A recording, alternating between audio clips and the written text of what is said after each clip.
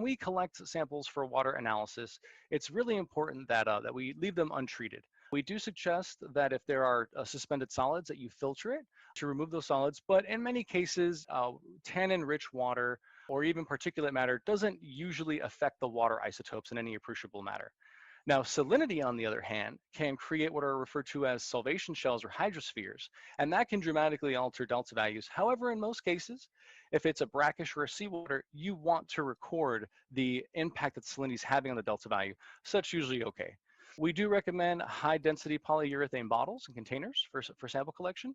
They should be filled to the top as best as they can. I think this is sort of a good example where it's filled to the top and then it's left with just the neck as a little bit of space for expansion. You know, if you were shipping this and it ends up going in a plane, or if you're collecting at a high altitude or low to high, you just want to make sure that the bottle, the water in the bottle has a little bit of room to expand, but not very much.